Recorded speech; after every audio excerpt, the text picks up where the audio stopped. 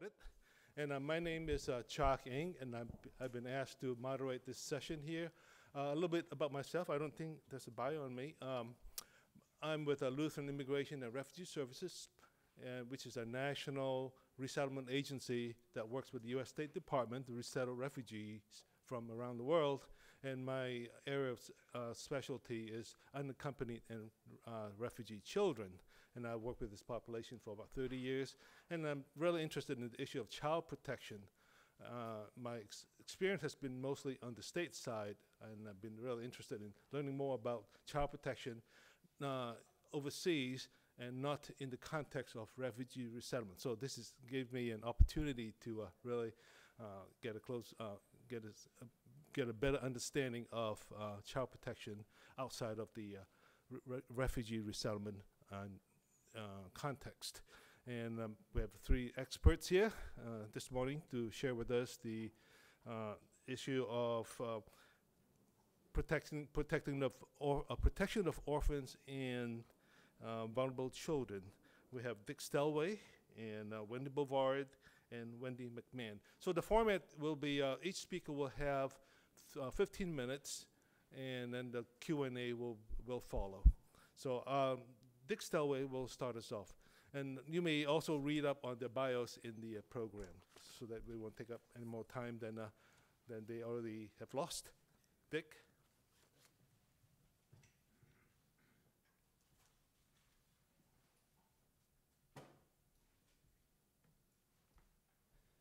Thank you, Chuck. I was reminded that maybe with AIDS being now, 30 years old, that it's an old disease. The problem is it's very much with us. And if we're going to deal with that, I'm convinced we really have to deal with it working with the schools. We assume that schools are community-based, and that's the buzzword now. It has to be community-based, I suppose, because we assume that there's going to be more continuity, that there's going to be more buy-in if it's community-based. The problem is that the schools may be based in the community, but often they are not really community-based. They're not integrated with the communities themselves. And that's a big job to be able to bring that about, to really make them part of the community so that you have a united force to deal with health issues. Just a quick look at some of the statistics. We look at this kind of graph and we think, oh, it's leveling off, nothing to worry about anymore. But in fact, there are 2.7 estimated new infections occurring currently. Over 16 million, 16.7 if we can conclude that those are accurate statistics for us, but they at least give us a ballpark figure of the number of children impacted by AIDS in terms of becoming orphans by having lost one or both parents. And of course, that doesn't even begin to tell a story of those who are affected by AIDS who still have their parents, but AIDS has produced hardships for that family in ways that really affect the performance of the children and their welfare. Young people who have contracted AIDS, if they're in their early 20s, have contracted it obviously years earlier, maybe 5 to 7 years earlier. So in terms of talking about when we should begin to be talking about AIDS issues and sex and AIDS-related issues, it has to be at a much younger age than we conventionally approach that. Young women are highly vulnerable. In the 15 to 24 age category in Kenya, women are, according to the UNGAS 2010 country report on Kenya, 4 times more likely to contract HIV/AIDS.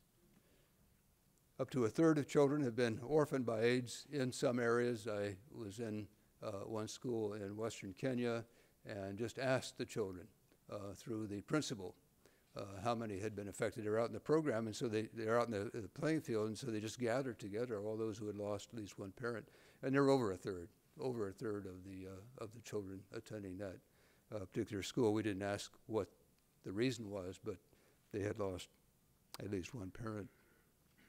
And those were the ones that were in school, and of course many had already dropped out. Young girls is especially vulnerable, as I mentioned. I think I cited that statistic already.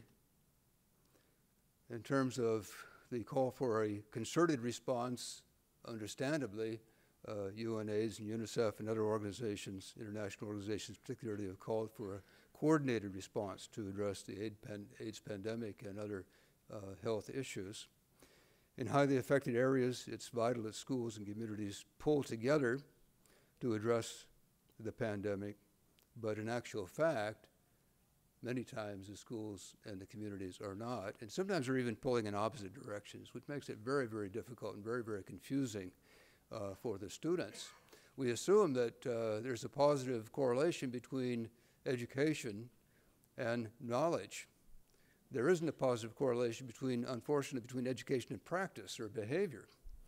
And when we get to looking at that and looking at the inconsistent messages often that school children, youth, are picking up from their communities and from their schools, they're quite different.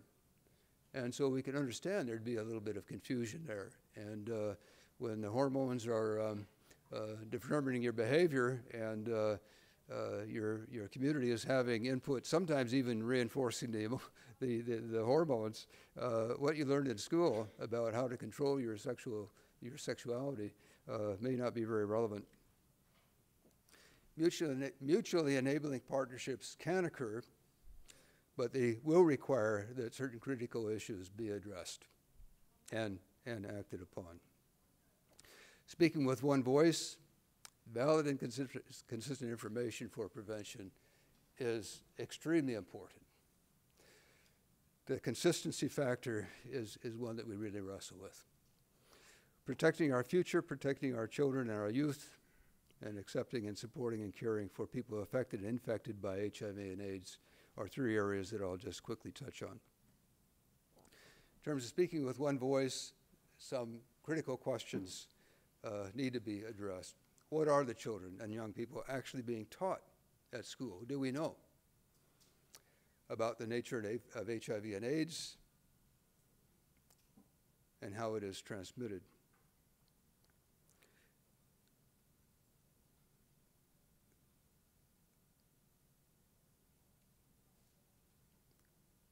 Do teachers and school children have accurate information about the perceptions and practices that put students at risk of contracting the disease? What more can schools do to combat the spread of HIV and AIDS among the students? What more can schools do to help strengthen the fight against HIV and AIDS in the community? And what resources can be employed to assist schools with that task? In terms of questions for the community, what messages concerning HIV and AIDS are being conveyed to children and youth by the parents, by the peers, by the elders, and by others in the community? We need to examine how those are being conveyed. A lot of that is informal. A lot of that is just picked up. Some of it is modeled. When a child goes through, especially boys, go through their initiation ceremony, they're declared men, and now they've got to demonstrate that their sexual prowess. Just using an example related to me by my wife, she said that she was the one that had to go to get the water in the village, and she'd have to go quite a ways to get the water. And she said that word got back to her, fortunately, that there were a gang of fellows that had just been through an initiation ceremony that were going to attack her on the way to get the water, so she was able to send somebody else, but it came that close.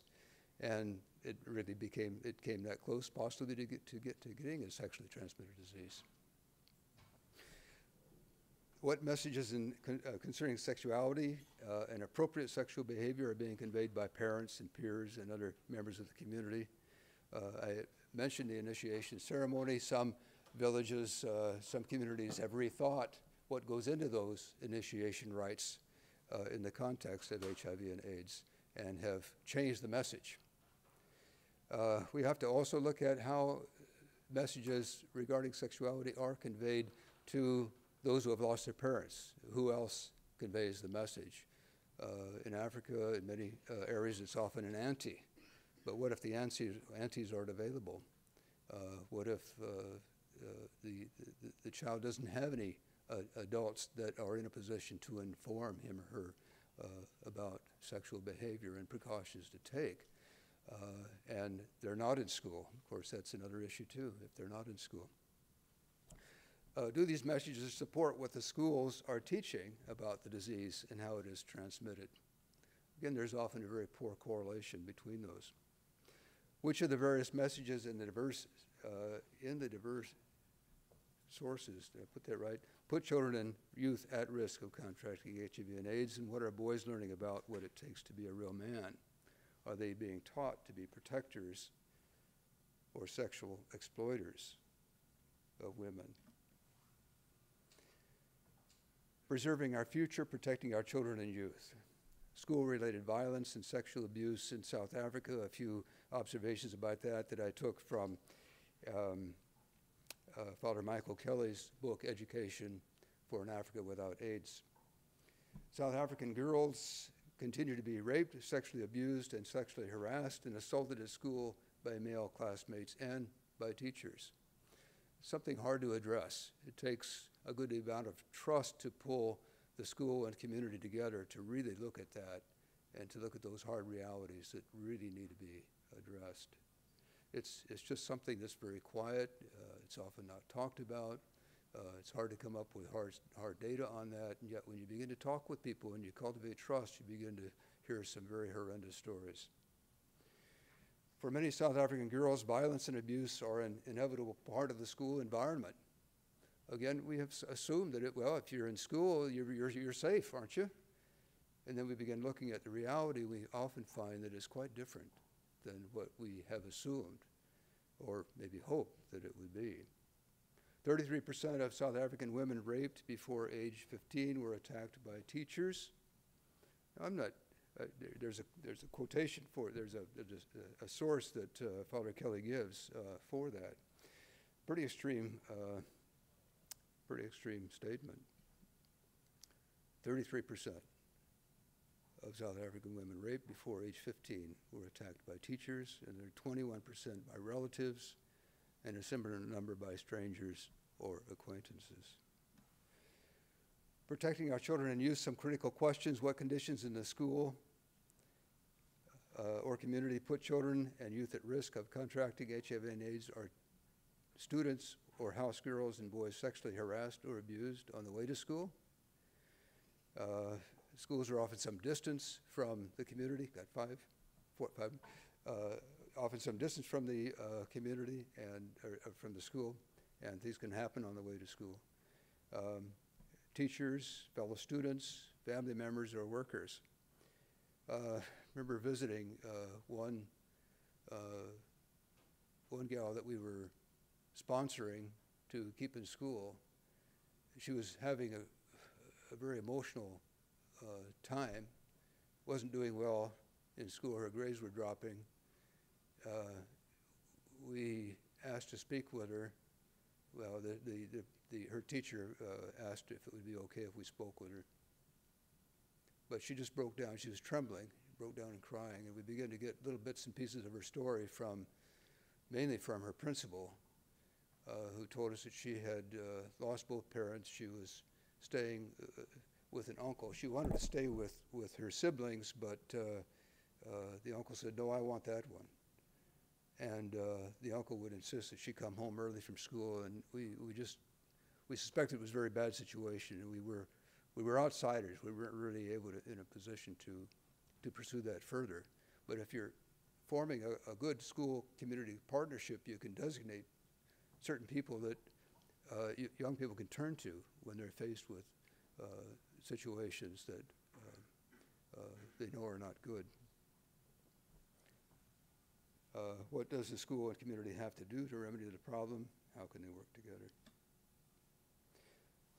Would controlling the access of young people in the community to alcohol reduce their vulnerability? What life skills could be taught to help children and youth deal with coercion or peer pressure, and how to deal with or avoid dangerous situations? Are there people who can be trusted to take corrective action if and when children and youth report sexual harassment? That's very critical. And who are these people, and what corrective action could be taken?